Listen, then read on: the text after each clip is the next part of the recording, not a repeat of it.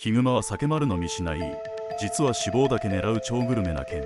ヒグマは鮭を食べるとき、腹側の脂肪や卵イクラなど高カロリー部位だけ選んで食べることがあります。短いチャンスで効率よく太るため、エネルギー密度の高いところを本能的に優先していると考えられています。多くの人は鮭を丸ごとむしゃむしゃと想像しますが、川辺には美味しいところだけ食べられた残骸がゴロゴロ残ることも。